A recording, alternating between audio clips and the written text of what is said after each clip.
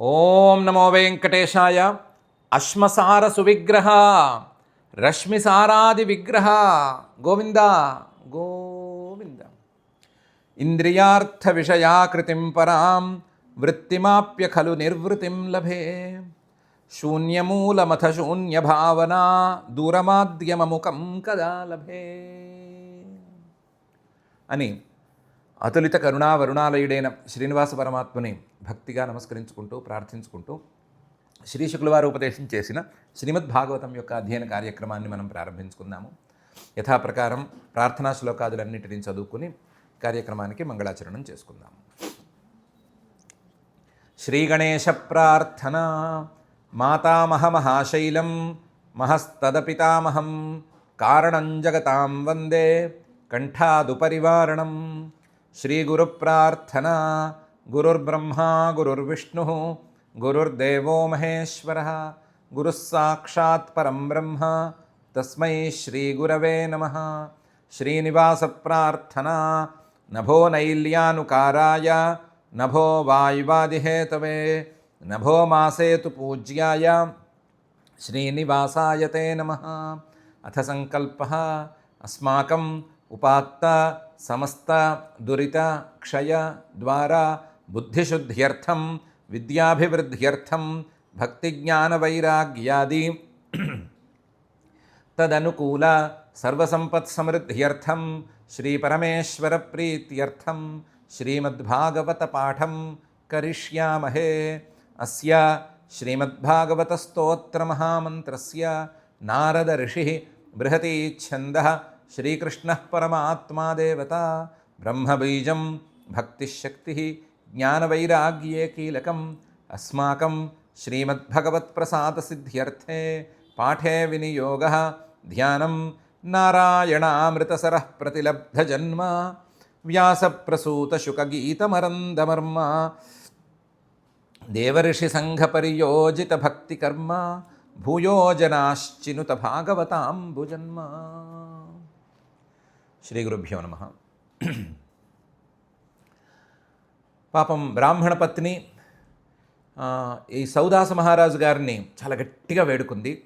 సౌదాస మహారాజు గారు సుదాసుడు అనే మహారాజు గారి యొక్క కొడుకు. ఈయనకి వేరే పేరుంది కానీ ప్రత్యేకించి పేరు తెలియటం లేదు, పుట్టినప్పుడు పెట్టిన పేరు తెలియట్లేదు. కానీ మదయంతిపతిన ఈయన వశిష్ఠ శాపంతో బ్రహ్మరాక్షసుడయ్యాడు. బ్రహ్మరాక్షసుడయ్యి ఒక బ్రాహ్మణ దంపతులలో భర్తని పట్టుకుని విరుచుకుని తినబోతున్నప్పుడు పత్ని చాలా గట్టిగా చెప్పింది. ఎందుకు తినకూడదు అని చాలా లాజికల్గా చెప్పుకుంది, వేడుకుంది. అయ్యో అంత పని చేయొద్దు, నువ్వు మహారాజువి అని చెప్పింది. నువ్వు ఫలానా వాడివి అని కూడా చెప్పింది. నువ్వు రాక్షసుడివి కావు అని కూడా చెప్పింది. చెప్పినా సరే ఈ రాక్షసుడు వినలేదు. ఎలా వినలేదు అంటే, నువ్వు జీవుడివి కావు, నువ్వు ఈ శరీరానివి కావు, నువ్వు పరమాత్మవే, పరమాత్మ యొక్క అంశవే నువ్వు అని చెప్తే జీవులు ఎలాగైతే వినరో అలా ఇతను కూడా వినలేదు. వినక ఏవం కరుణభాషిణ్యాః విలపంత్యా అనాథవత్ వ్యాఘ్రః పశుమివాఖాదత్ సౌదాస శాపమోహితః. ఏవం ఈ విధంగా కరుణభాషిణ్య చాలా కరుణగా మాట్లాడుతోంది. విలపంత్యా వాళ్ళ ఏడుస్తోంది. అనాథవత్ నాకు ఈ పతి ఒక్కడే గతి, నాకెవ్వరూ లేరు, ఈయన్ని గనక నువ్వు తినేస్తే నేను ఎవ్వరూ లేని దాన్ని అయిపోతాను అని మళ్ళీ చెప్తూనే ఉన్నా సరే వ్యాఘ్ర ఒక పులి పశుం ఇవ తన పంజాకి దొరికిన తన కోరలకి చిక్కిన పశువుని తిన్నట్లుగా ఈ సౌదాస మహారాజు గారు అఖాదత్ తినేశాడు. శాపమోహిత ఆయనకేమీ తెలియట్లేదు, ఒళ్ళు తెలియట్లేదు. శాపం అనేది పూర్తిగా కప్పేసింది. ఎట్లాగైతే జీవులకి అజ్ఞానం అనేది కప్పేస్తుందో ఎంత చెప్పినా సరే వినబుద్ధి కాదు, ఎంత చెప్పినా ఇదేదో సుత్తి సోది అని అనిపిస్తుందే తప్ప నేను పరమాత్మ ఒక్కటే అని ఎలాగైతే తోచదో, అర్థం కాదు, అలాగే ఈయనకు కూడా నేను మహారాజుని అనే మాట అర్థం కాలేదు. ఇదే పని చేసుకుంటూ పోయాడు. మొత్తం విరుచుకుని తినేసేసాడు. ఏవం కరుణభాషిణ్యాః విలపంత్యా అనాథవత్ వ్యాఘ్రః పశుమివాఖాదత్ సౌదాస శాపమోహితః. బ్రాహ్మణీ వీక్ష్య దిధిషుం పురుషాదేన భక్షితం శోచంత్యాత్మానముర్వీశం అశపత్ కుపితా సతీ.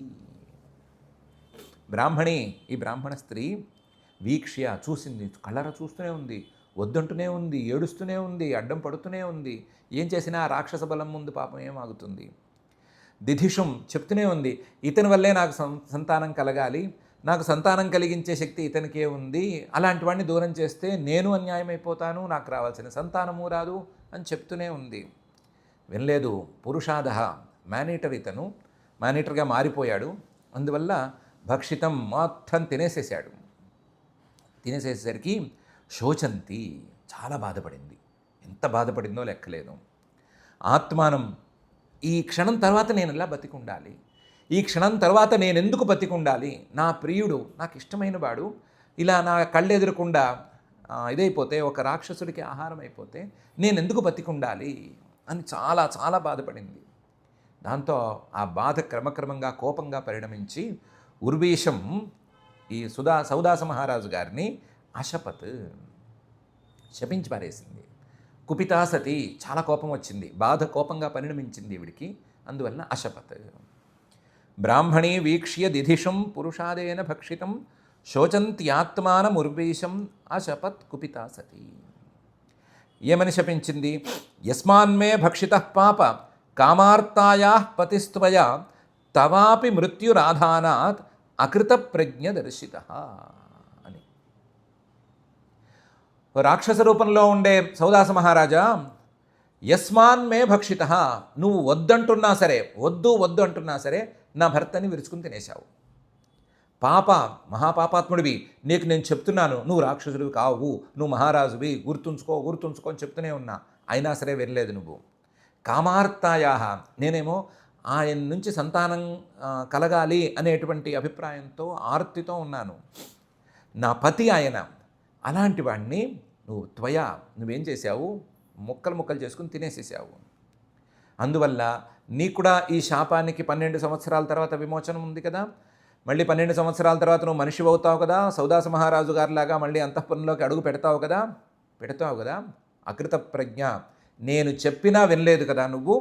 అందువల్ల అంతఃపురంలోకి అడుగుపెట్టి, మళ్ళీ మనిషిగా అంతఃపురంలోకి అడుగుపెట్టిన రోజున నువ్వు గనక నీ భార్యని తాకితే నువ్వు పోతావు. తవాపి మృత్యు భవిష్యతి, నీకు కూడా ఇలాగే మృత్యు వస్తుంది. ఎప్పుడు? ఆధానాత్, నీ భార్యను నువ్వు స్పృశిస్తే మృత్యు వచ్చేస్తుంది. అకృత ప్రజ్ఞ, నేను చెప్పినా వినలేదు కాబట్టి దర్శిత, నేను నీకు ఈ శాపం ఇచ్చేశాను, చూసుకోపో అని చెప్పింది. యస్మాన్మే భక్షిత పాప కామార్తాయా పతిస్త్వయా తవాపి మృత్యురాధానాత్ అకృత ప్రజ్ఞ దర్శిత. సౌదాస మహారాజు గారికి, బ్రహ్మరాక్షసుడికి కనిపించిందో వినిపించలేదో ఏం తెలియదు. ఆయన మాత్రం కడుపు నిండింది అనుకున్నాడు, వెళ్ళిపోయాడు. యస్మాన్మే భక్షిత పాప కామార్తాయా పతిస్త్వయా తవాపి మృత్యురాధానాద్ అకృత ప్రజ్ఞ దర్శిత అని శాపం పెట్టిన తర్వాత, ఏవం మిత్రసహం శప్త్వా పతిలోకపరాయణ తదస్థీని సమిద్ధేగ్నౌ ప్రాస్య భర్తుర్గతిం గత. పాపం నిజానికి సౌదాస మహారాజు గారు మిత్రసహ అంటే భార్యని మిత్రుడిలా చూసి పాపం ఎప్పుడూ ఆవిడతో చక్కగా మాట్లాడే మనిషి. అలాంటి మిత్రసహ బ్రహ్మరాక్షసుడిగా మారిపోయేసరికి పక్కవాడి భార్య, ఆ భార్య మాట్లాడుతున్నటువంటి తీరు, ఆ మాటల్లో ఉండేటువంటి కరుణ, ఇవేమీ పట్టించుకోలేకపోయాడు. అందువల్ల ఆయన తినేశాడు. తినేసిన తర్వాత ఈవిడేమో శాపం పెట్టింది. ఏవం మిత్రసహం శప్త్వా, శాపం పెట్టింది, కానీ పైన జరగాల్సింది ఏంటి? ఆయన లేనిదే నేను క్షణమైనా ఉండలేను అని చెప్పింది కదా, అది నిజానికి నిజం. అందువల్ల పతిలోకపరాయణ, ఆయన ఉన్న చోటే నేను ఉండాలి, ఆయన ఉన్న చోటకే నేను అడుగులు వేయాలి అని అనుకుని తదస్థీని, ఇదేమో కేవలం మరణం మాత్రమే కాదు, అతను మాంసాన్ని మొత్తాన్ని తినేసేసాడు బ్రహ్మరాక్షసుడు. అందులోనూ ఎముకల్ని పట్టి పచ్చి మాంసాన్ని అలాగే తినేశాడు, ఎముకలు మాత్రం పారేశాడు. ఎందుకో ఎముకలను వదిలాడు పాపం. అందువల్ల మిగిలిన ఎముకలన్నీ పోగు చేసుకుంది.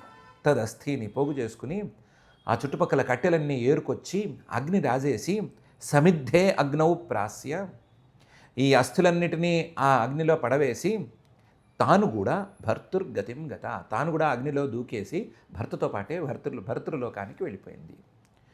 ఈ పతివ్రతలందరికీ మిగతా వాళ్ళకంటే కూడా 100 అడుగులు పైన ఓ లోకం ప్రత్యేకించి ఉంటుందంటారు. మహాపతివ్రతలందరికీ ఆ లోకమే గతి అంటారు. ఆ లోకానికి వెళ్ళిపోయింది, పతివ్రతా లోకానికి వెళ్ళిపోయింది. అందులో ఒక అడ్వాంటేజ్ కూడా ఏముందంటే, పతివ్రతలు భర్త లేకుండా ఉండరు కాబట్టి భర్తలు కూడా పతివ్రతా లోకంలోకి ప్రవేశం ఉన్నట్టుంది. కాబట్టి భర్తుర్గతిం గత, భర్త చేరిన తన ప్రభావంతో భర్త చేరిన ఆ పతిలోకానికి ఇవిడు వెళ్ళిపోయింది. ఏవం మిత్రసహం శప్త్వా పతిలోకపరాయణ తదస్థీని సమిద్ధేగ్నౌ ప్రాస్య భర్తుర్గతిం గత. ఈ శాపం గురించి ఈయనకేం తెలియదు. విశాపో ద్వాదశాబ్దాంతే మైథునాయ సముద్యత విజ్ఞాయ బ్రాహ్మణీ శాపం మహిష్యా స నివారిత. విశాప 12 సంవత్సరాలు పూర్తయిపోయినాయి. ద్వాదశాబ్దాంతే శాపం కూడా అయిపోయింది. దాంతో మళ్ళీ సౌదాస మహారాజు గారు మహారాజు అయిపోయాడు. ఆ రాజ్యానికి వెళ్ళిపోయాడు, అంతఃపురానికి వెళ్ళిపోయాడు. వెళ్ళి మైథునాయ సముద్యత, భార్యతో కలుద్దామని అనుకున్నాడు. మనం ముందే అనుకున్నాం పతివ్రతలందరికీ నెట్వర్క్ ఉంటుంది అని. ఆ నెట్వర్క్లో భాగంగానే మహిష్య బ్రాహ్మణీ శాపం విజ్ఞాయ, మదయంతి చెప్పింది, నువ్వు బ్రహ్మరాక్షసుడుగా ఉన్నప్పుడు ఈ పని చేశావు, అప్పుడు బ్రాహ్మణి నీకు శాపం పెట్టింది, ఆ శాపం ప్రకారం నన్ను ముట్టుకుంటే నువ్వు పోతావు అని చెప్పింది. చెప్పి ఈ పని ఎప్పుడూ చేయకు, నాకు నువ్వు ప్రధానం అని చెప్పి మహిష్య స నివారిత, ఆపేసింది. నువ్వు నన్ను ముట్టుకోవద్దు, నా జోలికి రావద్దు, నువ్వు క్షేమంగా ఉండటమే నాకు కూడా కావాలి అని చెప్పింది ఈవిడ. విశాపో ద్వాదశాబ్దాంతే మైథునాయ సముద్యత విజ్ఞాయ బ్రాహ్మణీ శాపం మహిష్యా స నివారిత. కాకపోతే ఈయన గట్టిబాడే, తత ఊర్ధ్వం స తత్యాజ స్త్రీసుఖం కర్మణా ప్రజా వసిష్ఠస్తదనుజ్ఞాత మదయంత్యాం ప్రజామధాత్. తత ఊర్ధ్వం, ఆ తర్వాత సహా ఆ సౌదాస మహారాజు గారు స్త్రీ సుఖం తత్యాజ, స్త్రీ సుఖాన్ని పూర్తిగా వదిలిపెట్టేశాడు, ఆ మాటే మాట్లాడలేదు. అదే సమయంలో కర్మణా ప్రజా, తన ప్రయత్నంతో సంతానం కలగటం అనేది ఇతనికి దూరం అయిపోయింది. అప్పటికి సంతానం లేరు. దాంతో వశిష్ఠ మహర్షి గారిని వెళ్ళి ప్రార్థించారు, మీరు అనుగ్రహించండి, మీ తపోబలంతోనే నాకు సంతానం కలగాలి అని. వశిష్ఠ తదనుజ్ఞాత, దాన్ని ఒప్పుకుని ఆ విషయం తెలుసుకుని, ఈ శాపము ఈ వృత్తాంతాలను తెలుసుకుని, వారసుడు లేకపోతే మహాప్రమాదం అని కూడా అర్థం చేసుకుని మదయంత్యాం ప్రజామధాత్, మదయంతిని అనుగ్రహించి మదయంతికి సంతానం కలిగేట్టు ఆశీర్వదించాడు. ఆ సంతానం కలిగింది. తత ఊర్ధ్వం స తత్యాజ స్త్రీసుఖం కర్మణా ప్రజా వసిష్ఠస్తదనుజ్ఞాత మదయంత్యాం ప్రజామధాత్ అని శ్రీశుకుల వారు చెప్తున్నారు. ఈ అధ్యాయంలోనే 18వ శ్లోకంలో మదయంతీపతి అని ఇతనికి పేరుందని చెప్పారు. అలాగే మిత్రసహ అని పేరుందని చెప్పారు. మిత్రసహ అనే పేరుకి కారణాలని క్రమంగా నిరూపణ చేసుకుంటూ వచ్చారు. ఆ మిత్రసహ భార్య, నువ్వు కనుక నా దగ్గరకు వస్తే నువ్వు ప్రాణం పోయేందుకు కూడా, నీ ప్రాణం పోయేందుకు కూడా అవకాశం ఉంది, దగ్గరికి రావద్దు అంటే ఆ మాటతో సహా విన్నాడు. కాబట్టి మిత్రసహ. కల్మాషాంఘ్రిహి, కల్మాషపాదుడు అనే పేరుంది. దానికి కారణం కూడా వశిష్ఠ మహర్షి గారిని శపించపోయి ఆ శాపపు జలాన్ని తన కాళ్ళ మీదే వేసుకుని కాళ్ళు బొబ్బలెక్కేసరికి కల్మాషపాదుడిగా మారిపోయాడు. అనపత్య స్వకర్మణ అని కూడా చెప్పారు. తన వల్ల సంతానం కలిగే అవకాశం లేదు అని చెప్పారు. దానికి కూడా ఉపపత్తిని శ్రీశుకుల వారు ఈ శ్లోకం వరకు ఉండే భాగంలో చెప్పారు. చెప్పి ఈ మదయంతికి గర్భం వచ్చింది వశిష్ఠ మహర్షి గారి అనుగ్రహం వలన, ఆయన తపోబలం వలన. కాకపోతే వచ్చిన గర్భం పెరుగుతూనే ఉంది కానీ ఎప్పటికీ డెలివరీ కావటం లేదు. సావై సప్త సమాగర్భం అభిభ్రన్ నవ్యజాయత జఘ్నేష్మనోదరం తస్యాహ సోష్మకస్తేన కథ్యతే.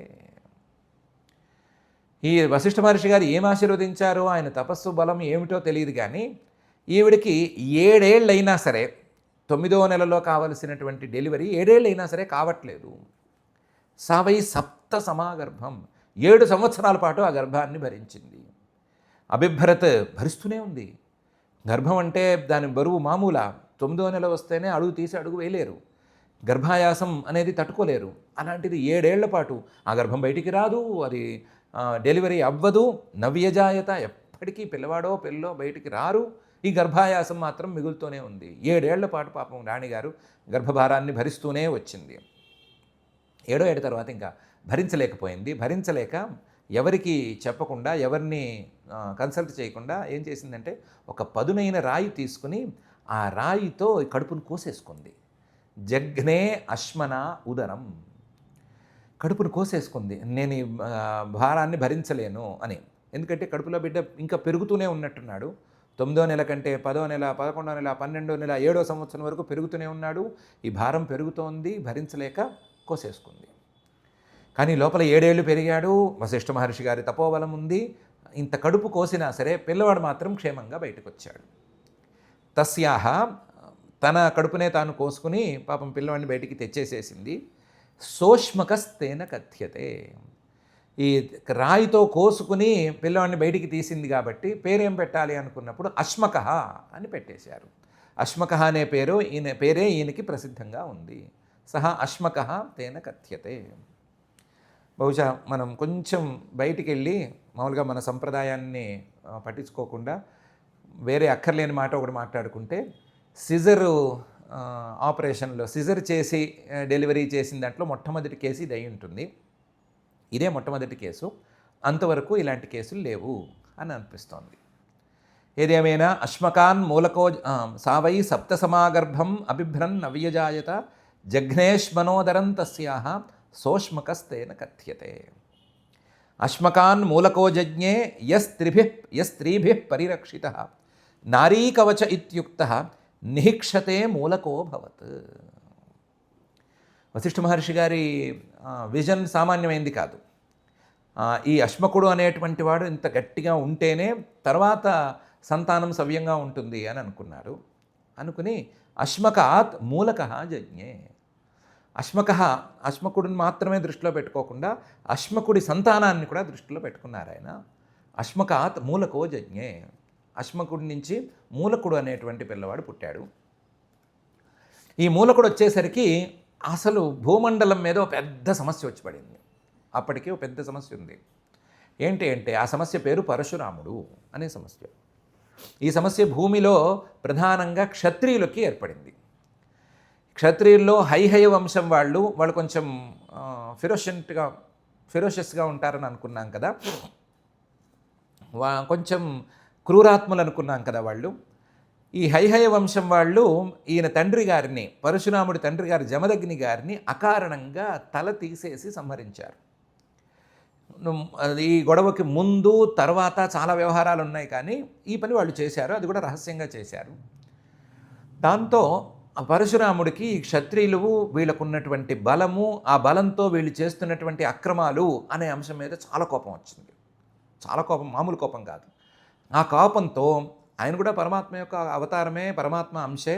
అయినా సరే ఒక గొడ్డలు తీసుకుని 21 సార్లు భూమిని మొత్తం చుట్టేసి 21 సార్లు చుట్టి భూమిని ఆ గొడ్డలితో క్షత్రియుడు అనేవాడు కనిపిస్తే వాడు తలకాయ తీసేస్తూ ఉండేవాడు. క్షత్రియుడు చిన్నపిల్లవాడైనా పెద్దవాడైనా, వాడు రాజైనా సైనికుడైనా, అందరిలోనూ క్షత్రియులు ఉంటారు కదా, ఏ పని చేస్తున్నా సరే క్షత్రియుడు అనేవాడు ఉండకూడదు అన్నట్టు తలకాయలు తీసేస్తూ ఉండేవాడు. ఆ పరశురాముడు అనేటువంటి భయం సరిగ్గా ఈ మూలకుడి సమయంలో ఎక్కువ వచ్చింది. ఈ మూలకుడి సమయంలో ఆ పరశురాముడు తిరుగుతూ ఇక్కడికి వచ్చాడు. ఇక్కడికి వస్తే మూలకుడు అనేవాడు ఎవడో ఉన్నాడని ఆయనకి తెలిసింది. పేరు తెలిసిందో తెలియలేదో, ఇక్కడో క్షత్రియుడు ఉన్నాడని తెలిసింది.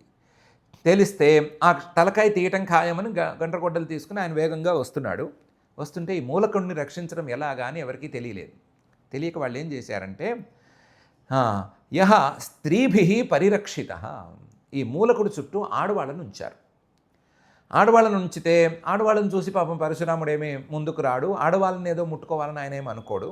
ఆయన కోపం వల్ల దుష్ట క్షత్రియుల మీద మాత్రమే, ఆ దుష్ట క్షత్రియుల మీద కోపం ఉన్నా సరే ఆయన ఫలానా వాడు దుష్టుడా మంచివాడా అవునా కాదా అని పెద్దగా అక్కడక్కడ పరీక్షించినట్లేదు. ఎక్కడో 2-3 కేసుల్లోనే పరీక్షించినట్టున్నాడు ఆయన. అందువల్ల ఈ ఉన్నవాడు మూలకుడు క్షత్రియుడైతే వాడు జోలికి వస్తాడు, చుట్టూ ఉన్న ఆడవాళ్ళ జోలికి మాత్రం ఆయన రాడు. కాబట్టి ఆయన ఆడవాళ్ళని చూసి వెళ్ళిపోయాడు.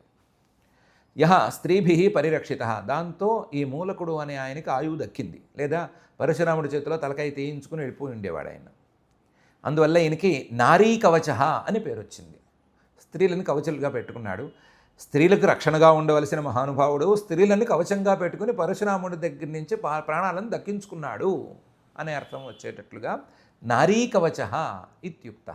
నారీకవచుడు అనే పేరుతో ప్రసిద్ధుడయ్యాడు. ఇతని అసలు పేరు మూలకుడు, కానీ నారీకవచ అనే పేరుతో ప్రసిద్ధుడయ్యాడు.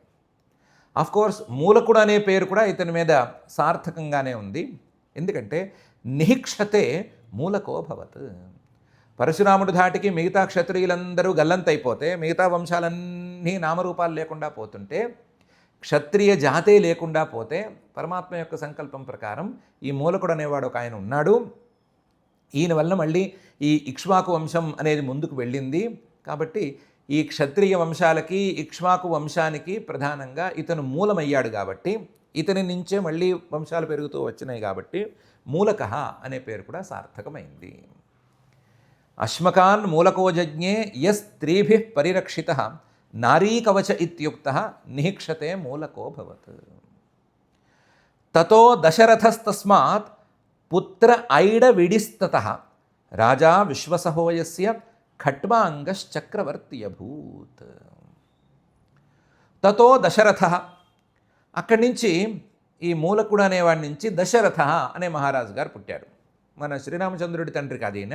ఈయన దశరథ 1, ఆయనేమో దశరథ 2. తస్మాత్ ఈ దశరథుడికి తత్పుత్ర ఐడవిడిహి తత. ఐడవిడిహి అని ఒక ఆయన పిల్లవాడు. తత ఆ ఐడవిడి గారికి విశ్వసహ రాజా, విశ్వసహ అనే రాజుగారు పుట్టాడు. ఆ రాజుగారికి, విశ్వసహ అనే రాజుగారికి ఖట్వాంగ చక్రవర్తి అభూత్. ఖట్వాంగుడు అనేటువంటి మంచి రాజుగారు పుట్టాడు. ఆయన క్రమంగా చక్రవర్తి కూడా అయ్యాడు. తతో దశరథస్తస్మాత్ తత్పుత్ర ఐడవిడిస్తతః. తతో దశరథస్తస్మాత్ పుత్ర ఐడవిడిస్తతః రాజా విశ్వసహోయస్య ఖట్వాంగశ్చక్రవర్తి అభూత్. ఈ ఖట్వాంగుడి గురించి మాత్రం కొంచెం మాట్లాడుకోవాలి.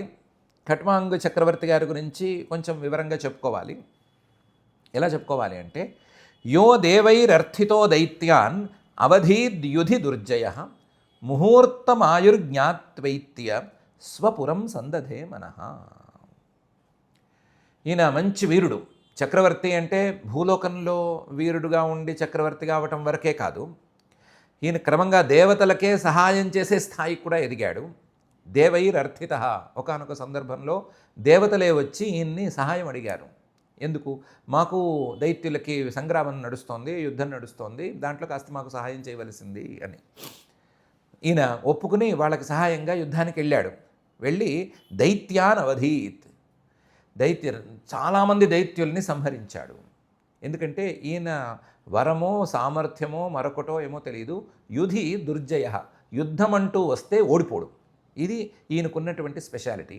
ఈ స్పెషాలిటీని చూసే దేవతలు వచ్చారు, దాని ప్రకారమే నడిచింది కూడాను. దైత్యుల్ని అవధీత్ సంహరించేసాడు.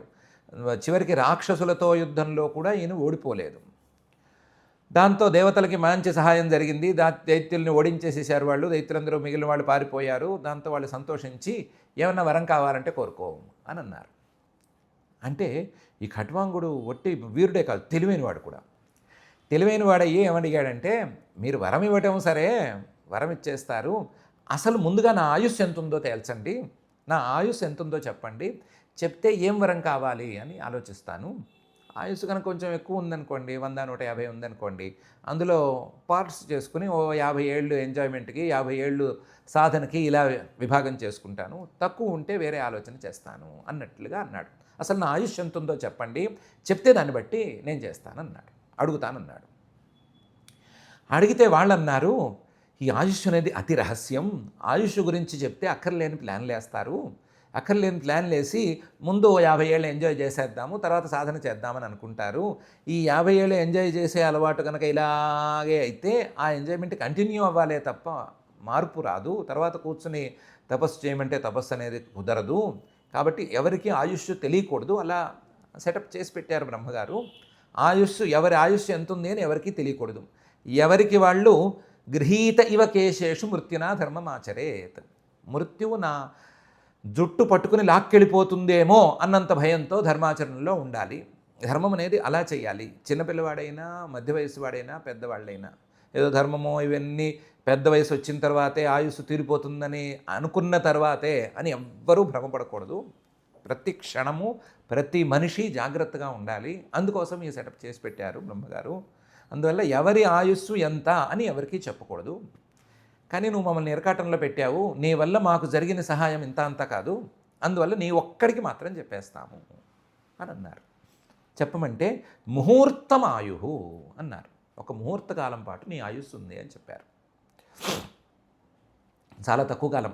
ముహూర్తం అంటే ముహూర్తానికి 2 రకాల 3 రకాల వ్యాఖ్యానాలు ఉన్నాయి. అందులో మనం ప్రస్తుతానికి కొంచెం స్థూలంగా ఆలోచిస్తే 3 గంటల పాటు సుమారుగా ఉండేటువంటి ఆయుస్సు. 3 గంటలు బతుకుతావు. తక్కువ కాలం చూస్తే 12 నిమిషాలు ఏదో బతుకుతావు అని చెప్పారు. 3 గంటలంటే మనకు ఆనుతుంది, అందువల్ల 3 గంటలు పెట్టుకుందాం. 3 గంటల పాటే నీ ఆయుస్సు అని చెప్పారు. ముహూర్తం ఆయుర్జ్ఞాత్వ. ఈయన అది విన్నాడు.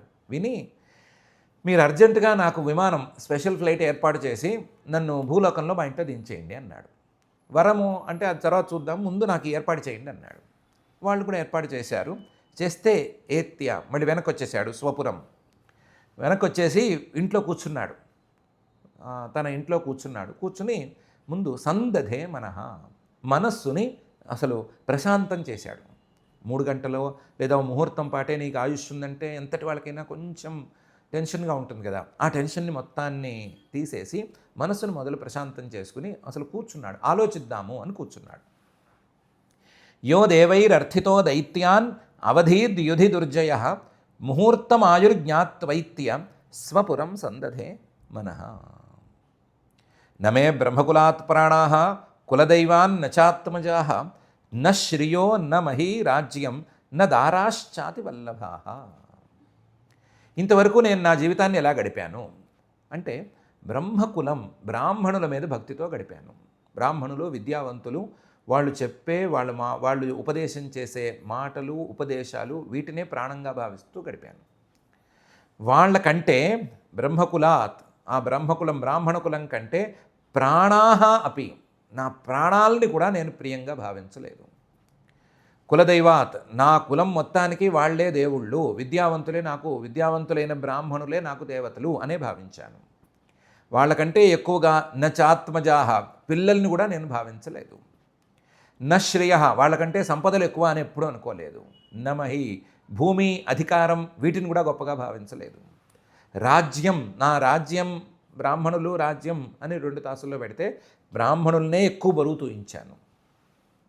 నా దారాశ్చ, చివరికి నా భార్యల్ని కూడా నేను ఎక్కువ ప్రేమించలేదు. బ్రాహ్మణుల కంటే విద్యావంతుల కంటే ఉపదేశం చేసే వాళ్ళకంటే నేను ఎక్కువ వాళ్ళని ప్రేమించలేదు. నా దారాశ్చ అతి వల్లభాః, అంత శ్రద్ధగా నా ప్రాణాల కంటే, నా అన్నిటికంటే, నా సర్వస్వం కంటే విద్యను ఉపదేశం చేసే బ్రాహ్మణుల మీద నేను ప్రేమగా భక్తిగా ఉన్నాను. నమే బ్రహ్మకులాత్ ప్రాణాః కులదైవాన్ న చాత్మజాః న శ్రియో న మహీరాజ్యం న దారాశ్చాతి వల్లభాః.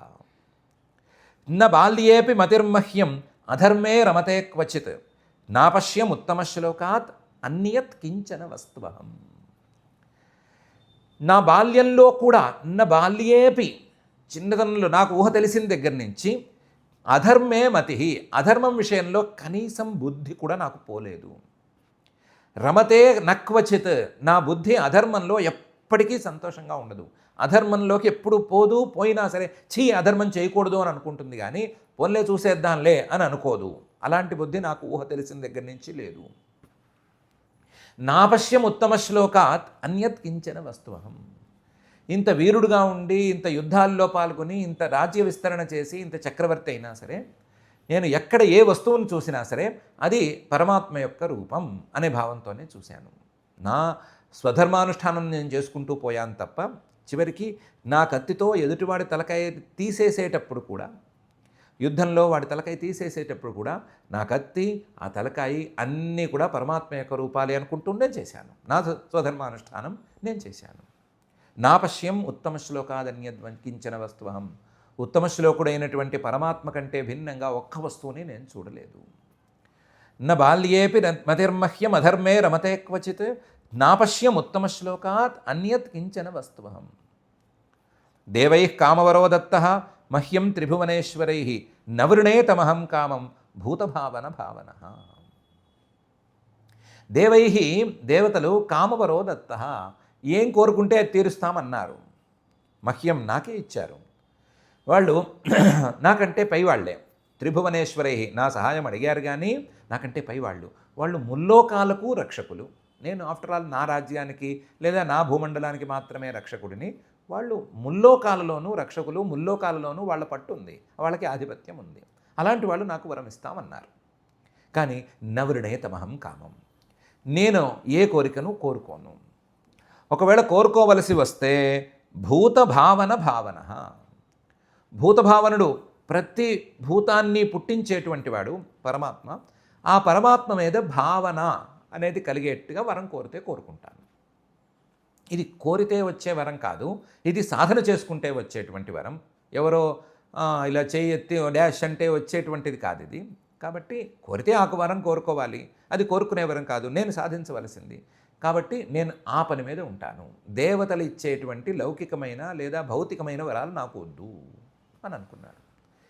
దేవై కామవరోదత్తో మహ్యం త్రిభువనేశ్వరై న వృణే తమహం కామం భూతభావన భావన.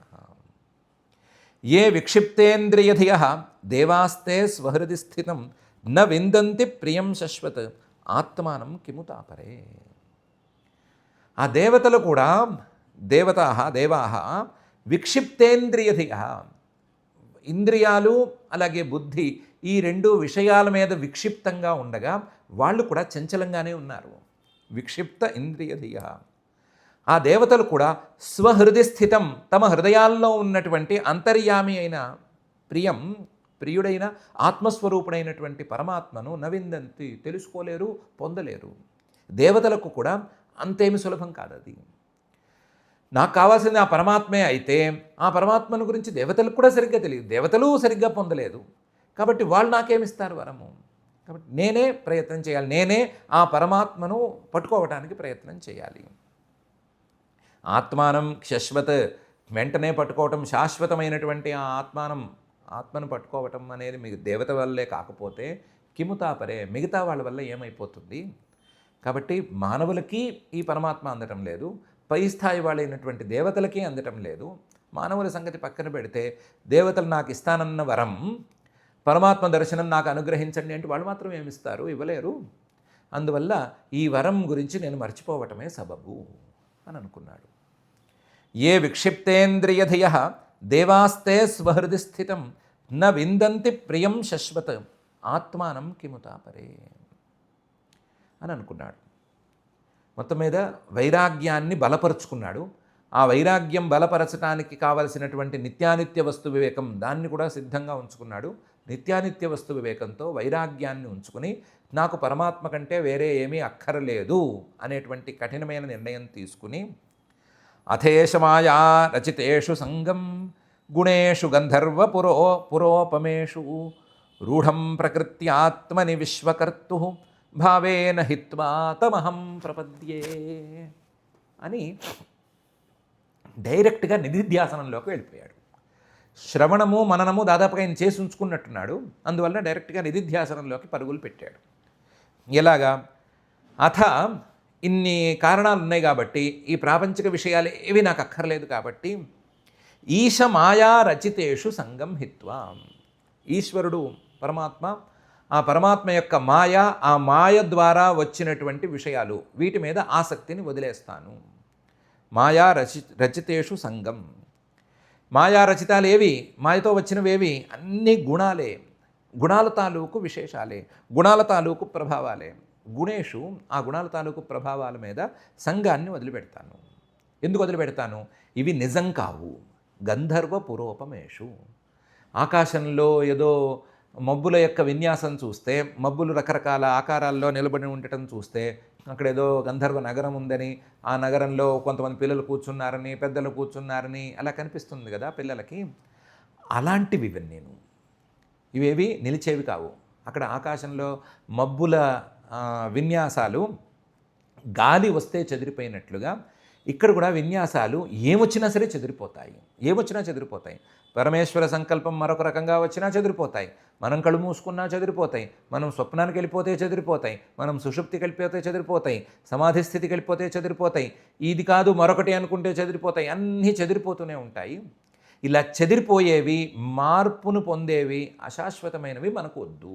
అందులోనూ అసత్యమైనవి, మిథ్యాప్రాయంగా ఉండేవి అవి అస్సలు వద్దు. ఇది కేవలం రూఢం ప్రకృత్యా ఆత్మని. స్వభావంతో మనం ఈ గంధర్వపురం లాంటి వస్తువుల మీద, మిథ్యా వస్తువుల మీద ఏదో సంఘాన్ని బలంగా పెంచుకున్నాము. అవిద్యతో, స్వభావం అంటే అవిద్య, అవిద్యతో మనం ఈ సంఘాన్ని, అందులోనూ ఆత్మతో, మన యొక్క రూపంతో ఈ వస్తువులతో ఉండేటువంటి రూపానికి వస్తువులకి ఉండే సంబంధాన్ని పెంచుకున్నాం, మనమే పెంచుకున్నాము. రూఢం ప్రకృత్యా ఆత్మని. ఈ సంఘాన్ని నేను మొత్తం వదిలేస్తాను, నాకు వేరే ఇదే అక్కర్లేదు. ఎలా వదిలేయాలి? ఈ సంఘం పోవాలంటే దారేంటి? విశ్వకర్తుర్భావ. ఇది చూడకూడదు, కనిపించే వస్తువుని చూడకూడదు. ఈ కనిపించే వస్తువుని సృష్టించిన వాడెవడు అని చూడాలి. అది చూస్తే ఇది పోతుంది. కాబట్టి విశ్వకర్తుర్భావేన, ఈ విశ్వకర్త, ఈ కనిపించే విశ్వం తాలూకు కర్త, ఆ కర్త మీద భావన అనే దానితో, ఆ బలంతో హిత్వా వదిలేసుకుంటాను. దానికి ముందు తమహం ప్రపద్యే, ఆయన్నే పట్టుకుని వెళ్ళాడుతాను అని నిధిధ్యాసనంలోకి వెళ్ళిపోయాడు. నిధిధ్యాసనం అంటేనే ఈ మిగతా ఈ పరమాత్మ మీద భావనను నిలబెట్టడానికి అడ్డంగా ఉండేటువంటి భావాలని తోసేసి కేవలం బుద్ధిని పరమాత్మ మీదే నిలబెట్టడం అని కదా అర్థం. దాన్ని సాధించటానికి, దాన్ని నిలబెట్టుకోవటానికి ప్రయత్నాన్ని మొదలు పెట్టేశాడు. అథేష మాయా రచితేషు సంగం గుణేషు గంధర్వ పురోపమేషు రూఢం ప్రకృత్యాత్మని విశ్వకర్తు భావేన హిత్వా తమహం ప్రపద్యే. ఇది వ్యవసితో బుద్ధ్యా నారాయణ గృహీతయా హిత్వాన్యభావమజ్ఞానం తతస్వం భావమాశ్రిత. ఇది వ్యవసితో బుద్ధ్యా, ఇలా కఠినమైన నిర్ణయం తీసుకున్నాడు. ఆ నిర్ణయం తీసుకున్న తర్వాత నారాయణ గృహీతయ, నారాయణుడి మీదే నాకు బుద్ధి ఉండాలి అని కూడా అనుకున్నాడు. అనుకుని హిత్వా అన్యభావం, మిగతా భావాలన్నిటినీ, మిగతా వస్తువుల్ని, భావాలని అన్నిటినీ వదిలేసేసాడు. అజ్ఞానం వలన వచ్చినటువంటి భావాలు, నేనే దేహం అనేటువంటి భావం, నా వాళ్ళు, నా వస్తువులు, నా రాజ్యం, నా పదవి, నా అధికారం, నా డబ్బు, నా దశకం, ఈ భావాలు, వీటన్నిటినీ వదిలేసేసాడు. తతః వదిలేసిన తర్వాత స్వంభావం, తన యొక్క రూపమైనటువంటి ఆ పరమాత్మని ఆశ్రయించేశాడు. ఇది వ్యవసితో బుద్ధ్యా నారాయణ గృహీతయా హిత్వాన్యభావమజ్ఞానం తతస్వంభావమాశ్రిత. ఆ స్వంభావం అనేది ఎలా ఉంటుంది? యత్తద్బ్రహ్మ పరం సూక్ష్మం అశూన్యం శూన్యకల్పితం భగవాన్ వాసుదేవేతి యం గృణంతి సాత్వతాః. ఈ తీరులో ఆ భావం ఉంటుంది. యత్తత్, అదేంటిది? బ్రహ్మ, అదే బ్రహ్మ. ఎలాంటి బ్రహ్మ? పరం బ్రహ్మ, పరబ్రహ్మ అంటే అదే. సూక్ష్మం, మొత్తం కారణ రూపంలో ప్రపంచమంతా వ్యాపించి ఉంటుంది, కానీ ఏ ఇంద్రియానికి తెలియదు. ఏ ఇంద్రియానికి తెలియదు అన్నట్లుంటుంది, కానీ అశూన్యం, అదేమి శూన్యం కాదు, లేనిది కాదు, ఉన్నదే, కంటికి కనిపించదు. ఎలాగైతే నీళ్ళలో ఉప్పు కలిపేస్తే కంటికి కనిపించని ఆ ఉప్పు నీళ్ళలో మొత్తం వ్యాపించి ఉంటుంది సూక్ష్మంగా, అలాగే ఈ రూపం కూడా మొత్తం వ్యాపించి ఉంటుంది, కానీ అశూన్యం కాదు, శూన్యమైతే కాదు. కానీ శూన్యకల్పితం, శూన్యానికి ఉండేటువంటి కొన్ని లక్షణాలు దీంట్లో కనిపిస్తాయి. ఏమా లక్షణాలు? ఇంద్రియాలకు తెలియకపోవటం అనే మొదలైన లక్షణాలు. ఇంద్రియాలకు తెలియకపోవటం, మనస్సు తాలూకు ఊహలకు అందకపోవటం, ఒకవేళ శబ్దం చెప్పినా సరే శబ్దం వలన కూడా పూర్తిగా సరిగ్గా తెలియకపోవటం అనే లక్షణాలని, శూన్యం తాలూకు లక్షణాలని ఇది కనబరుస్తూ ఉంటుంది. శూన్యకల్పితం. అయితే శూన్యకల్పితం శూన్యం కాదు, శూన్యకల్పితం ఇంద్రియాలకి తెలియదు, సూక్ష్మం అంటే ఎలా పట్టాలి అంటే మనస్సుని అంతగా నిశితంగా తయారు చేయాలి, నిశితమైన దృష్టిని అలవాటు చేసుకోవాలి. దానికోసం సాత్వికమైనటువంటి ఉపాసన చేసుకోవాలి. ఆ సాత్వికమైన ఉపాసన చేసేవాళ్ళు సాత్వతాః భగవాన్ సర్వజ్ఞుడని, సర్వైశ్వర్య సంపన్నుడని, వాసుదేవేతి, ఈ ప్రపంచం మొత్తానికి ఆశ్రయమని, ఈ ప్రపంచం మొత్తానికి ప్రకాశమని ఆయన్నే యం గృణంతి, ఆయన్నే చెప్తూ ఉంటారు. చెప్తూ సాత్వికమైనటువంటి ఉపాసనా మార్గం ద్వారా ఆయన్ని కనుగొనడానికి ప్రయత్నం చేస్తూ ఉంటారు. ఆ సాత్వికమైనటువంటి ఉపాసనా మార్గం ద్వారా ఏ పరమాత్మనైతే వాళ్ళు కనుగొనడానికి ప్రయత్నం చేస్తూ ఉంటారో ఆ పరమాత్మే పరంబ్రహ్మ సూక్ష్మం అశూన్యం శూన్యకల్పితం. ఆయన్ని సాత్వికమైన ఉపాసన ద్వారా మనస్సుని ఇంకా నిశితం చేయటం ద్వారా తెలుసుకోవచ్చు. ఎవరైనా తెలుసుకోవచ్చు, ఎవరికైనా దొరుకుతాడు. అలాంటి పరమాత్మను నేను పట్టుకుంటాను, మిగతా వాటిని వదిలేస్తాను అని అనుకుని నిధిధ్యాసనంలోకి వెళ్ళిపోయి, ఆ నిధిధ్యాసనం నుంచి డైరెక్ట్గా సాక్షాత్కారంలోకి వెళ్ళిపోయి ఈ 3 గంటల్లోనో లేదా ఈ 12 నిమిషాల్లోనో ఈ వ్యవహారం అంతా ఈ తంతంతా పూర్తి చేసి ఆయన శరీరాన్ని చాలించేసేసాడు, మహాసిద్ధుడైపోయాడు అని శ్రీశుకుల వారు ఈ శ్లోకంలో చెప్తున్నారు. యత్తద్బ్రహ్మ పరం సూక్ష్మం అశూన్యం శూన్యకల్పితం భగవాన్ వాసుదేవేతి యం గృణంతి సాత్వతా అని. దీంతో 49 శ్లోకాలు ఉన్నటువంటి సూర్యవంశానువర్ణనం అనే 9వ అధ్యాయం, 9వ స్కంధంలోని 9వ అధ్యాయం పూర్తయిపోయింది. ఇందులో సూర్యవంశ రాజుల గురించి ప్రధానంగా ఉంది, సౌదాసుడి గురించి ఎక్కువగా ఉంది. మనం చూసిన దాని ప్రకారం ఖట్వాంగురి గురించి కూడా ఎక్కువగా ఉంది. వాళ్ళు ఏమేం చేశారు, వాళ్ళు చేసిన తప్పులేంటి, ఆ తప్పుల నుంచి ఎలా బయటకు వచ్చారు, వంశం ఎలా నిలిచింది అనేలాంటి అంశాలు ఉన్నాయి. ఖట్వాంగుడి ఇష్యూలో కూడా విశేషమే కనిపిస్తోంది. అయితే ఖట్వాంగుడిలాగా మనం దేవతల దగ్గరికి వెళ్ళి ఆయుస్సు తెలుసుకుని ఇంత చేసే ఛాన్స్ మనకు లేదు. ఖట్వాంగుడికి ఖచ్చితంగా తెలిసినట్లుగా ఎంత ఆయుస్సు ఉంది అని తెలుసుకునే అవకాశం ఎవ్వరికీ లేదు. ఎక్కడైనా 1-2 కేసులు చెప్తారు కానీ తెలిసి చెప్పినవి కావు. ఏదో తోచింది చెప్తే తర్వాత ఏదో కాకతాళీయంగా అది నిజమైపోయినంతే తప్ప తెలుసుకుని చెప్పగలగటం అనేది ఈ భూమండలంలో ఎవ్వరికీ సాధ్యం కాదు. అది అయ్యే పనే కాదు. ఎవరైనా సరే, ఎంత మహాసిద్ధుడైనా సరే తన ఆయుష్ను చెప్పుకోవటం అనేది జరిగే పని కాదు. ఏదో చూచాయిగా ఇన్నేళ్ళు ఉంటాను, ఇన్ని రోజులు ఉంటాను అని చెప్పుకోవటమే. అది నిజమైతే తర్వాత మనం దాని గురించి చెప్పుకోవటమే, నిజం కాకపోతే మర్చిపోవటమే అనే పరిస్థితే ఉంది. కాబట్టి ఆయుష్ ఎంత అని ఎవరికీ తెలియదు, ఎంత ఆయుష్ అని తెలియదు. కానీ ఆయుష్ని సార్థకం చేసుకోవాలి అని మాత్రం దాదాపుగా అందరికీ ఉంది. కాబట్టి ఎంత ఆయుస్సు అనే విషయాన్ని పక్కన పెట్టేసి దాన్ని పట్టించుకోకుండా ఉన్న ఆయుష్ని సార్థకం చేసుకోవటం ఎట్లా, ఉన్న ఆయుష్ని ధర్మ మార్గంలోకి నడిపించుకోవటం ఎట్లా. ఖట్వాంగుడు చెప్పినట్లుగా అధర్మంలో కనీసం బుద్ధి కూడా పోకుండా, అధర్మంలో ఏమాత్రం ప్రీతి కలగకుండా, ధర్మం మీదే ప్రీతి ఉండేటట్లుగా, ధర్మం మీదే రతి ఉండేటట్లుగా, ఆ తర్వాత జ్ఞానము, ఈ జ్ఞాన మార్గము వీటి మీదే ప్రేమ ఉండేటట్లుగా, మంచి మీదే మనస్సు ఉండేటట్లుగా, శాశ్వతమైనటువంటి ఫలితం మీదే మనస్సు ఉండేటట్లుగా, సత్యమైన దాని మీదే మనస్సు ఉండేటట్లుగా ఏం చెయ్యాలి అనే ఆలోచన ప్రతి మనిషి చేసుకోవాలి. ఎప్పుడో వయసు మళ్ళీపోయిన తర్వాత అన్ని ఆలోచనలు చేస్తాము అని అనుకోవటం ఒక రకమైన భ్రమాది. వయసు మళ్ళీపోయిన తర్వాత ఏ ఆలోచన సాగదు, ఏ ఆలోచన అంతగా వర్కౌట్ అవ్వకపోవచ్చు. అసలు వయసుతో నిమిత్తం లేదు, మళ్ళీపోవటం లేదు, మొదలవ్వటం లేదు, ఏమీ లేదు. ఉన్నదల్లా ఉన్నవాళ్ళు ఏ స్థితిలో ఉన్నవాళ్ళైనా సరే మంచి మీద, ధర్మం మీద, జ్ఞానం మీద ఆలోచనలు చేసి తీరాలి అనేటువంటి విషయాన్ని ఈ ఖాండిక్యోపాఖ్యానం లేదా ఇక్కడ చెప్పినట్లుగా ఖట్వాంగోపాఖ్యానం అనే సంగతి మనకు, ఖట్వాంగోపాఖ్యానం లేదా ఖట్వాంగ మహారాజు గారి గురించి చెప్పినటువంటి ఈ సందర్భం మనకు తెలియచేస్తోంది.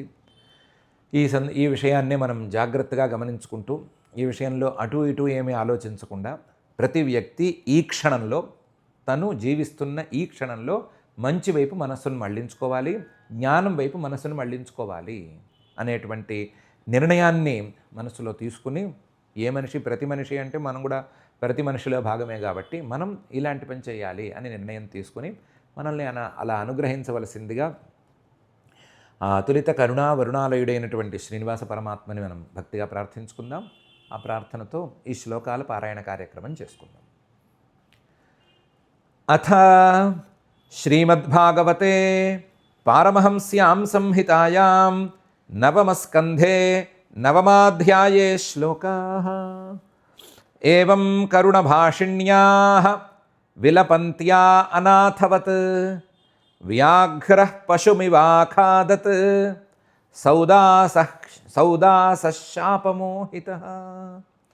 బ్రాహ్మణీ వీక్ష్య దిధిషుం పురుషాదేన భక్షితం శోచంత్యాత్మానముర్వీశం అశపత్కుపితా సతీ.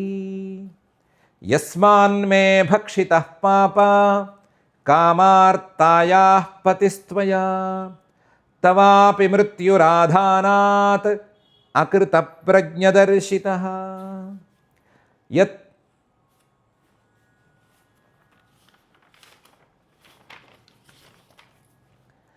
ఏవం మిత్రసహం శప్త్వా పతిలోకపరాయణ తదస్థీని సమిద్ధేగ్నౌ ప్రాస్య భర్తుర్గతిం గతా విశాపోద్వాదశాబ్దాంతే మైథునాయ సముద్యతః విజ్ఞాయ బ్రాహ్మణీ శాపం మహిష్యా స నివారితః తత ఊర్ధ్వం స తత్యాజ స్త్రీసుఖం కర్మణా ప్రజాః వసిష్ఠస్తదనుజ్ఞాతః మదయంత్యాం ప్రజామధాత్ సా వై సప్తసమాగర్భం అబిభ్రన్నవ్యజాయత జఘ్నేష్మనోదరం తస్యాః సోష్మకస్తేన కథ్యతే అశ్మకాన్మూలకో జజ్ఞే